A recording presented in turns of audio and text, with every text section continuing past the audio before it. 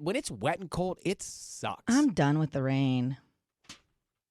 Like, it was cute at first, you know? Like, we're all like excited for it. Not too long ago, like, oh, it's so cozy. The rain. Yeah, I was so actually like, I loved it because it forced us to stay inside, and we got so much stuff done.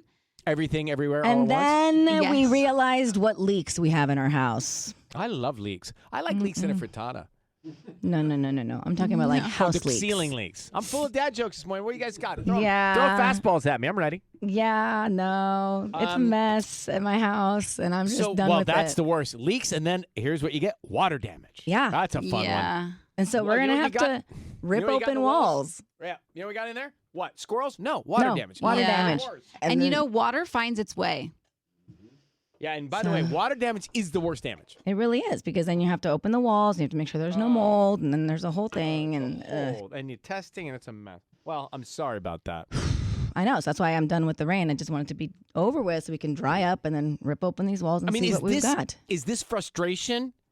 Is this sort of the impetus to you and your husband having little spats recently? Yes. Are you on edge, the two of you? What's going on with you, Michael? So yes, because the other night I was like, hey, you know, our garage is kind of like our rec room. It's half his man cave, or was, and the other half was kind of like a home gym. My Peloton bike was in there. We had our little weights, his bench, all that stuff. And I would work out in there 3-4 times a week with my friend Lewis. And it was like a really good regimen routine that I had going.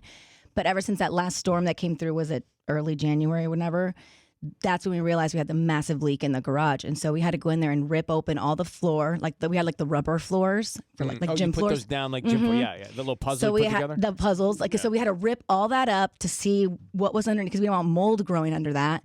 And so the whole garage is like, now it just looks like a big storage unit, right? So I asked Michael the other night, I was like, is there any way we can move the Peloton bike at least upstairs? Because our house is like, the garage is like we're on a hill, basically. So you have to bring the Peloton up to like the first floor of our house. And so he goes like, I don't want to have the Peloton in our bedroom. That's gross. You know, like you're going to sweat in there. And I'm like, what? Like, I'm not like a stinky football player. Boy. That, you know, like, I haven't been able to work on the Peloton. I can just tell by the tone of your voice, it gets higher there where we're going. Ryan, this was a big thing. So I'm like, okay. I was like, well, you didn't ask me when you decided to move up your 3 amps and all your guitars. Oh, you've been holding that in your back pocket. You've been waiting for that and one, he did. And you know what? And I didn't think anything of it, but it's like every night, you know, he comes home, and I get that this is how he releases his steam, and I'm all for it because I get it. He works a really long day with all those Excel sheets, and it sounds like a lot. So he comes home, he says hello to all of us, and he goes into the bedroom, and it's like, bah, bah, bah, bah, like, you know, for like a good 30-minute session of him just like playing guitar with his amps in there.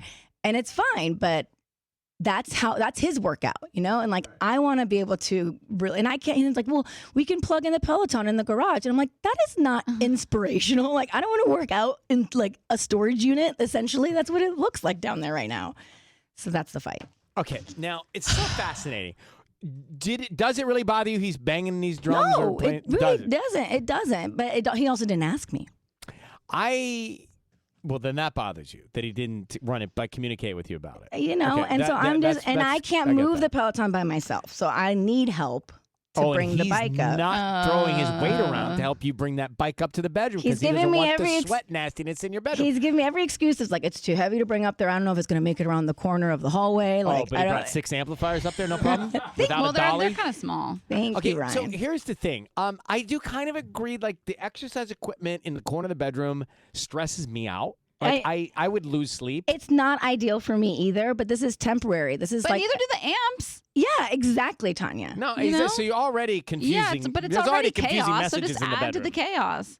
You have your chaos, he has his chaos. Together we're symbiotically chaotic. I feel like everyone's kind of going through this stuff right now, especially if you've got leaks in your house. It's like, you got to just make do. It's temporary. Let's get through the storm. And then we can fix the garage and then just go back to how things were. I think a compromise for the moment, because it will, in the long run, bring you peace of mind, like he gets peace of mind from banging the drum or playing the guitar, whatever he does. Here's the thing, and this is what I try and do when there's an argument under a roof where I live. Mm-hmm. I don't say a thing. I just listen, and I say, let's talk about it tomorrow. Can we just talk about it tomorrow? I understand. Let's talk about tomorrow. And by tomorrow, I mean like Sunday. Yeah, You know, you're like caught. not You're- Tuesday or Wednesday or Thursday. Can we talk about tomorrow? Maybe Saturday morning. Well, But I've gotten out of the back and forth. I used to do that too. Well, you did this and you did this and I did this, and that just escalates into a place of no good. After Yeah. we had cooled down, yes, it kind of were like, well, can we agree that we're not going to do it now because it's raining still? So let's get through this storm, and then literally and figuratively, and then after that, we'll see where we're at. But I still think there was no way we're going to fix the garage anytime soon. So in the meantime, so you need to I bridge want the gap the- with the Band-Aid compromise. I want the bike in the house. And by the way, it's going to make you happier at home. Because if you're exercising, everything will end up better. Everywhere in every room for everybody, you know? I know. Right. I know, you know, and I know, and he's going to But know. that's what we know that he needs to know. And then he'll know, and then everyone How will do know. we know And that? everybody knows. Everybody knows. Everybody knows. Exercise is the key to that. Yes. Everything. Happiness. Tanya, why do you look so Because if you alarmed? feel good about yourself, then we all feel Then good, you- and then we feel everybody good else is together. gonna feel good. It's like we wrote this script together. Uh huh.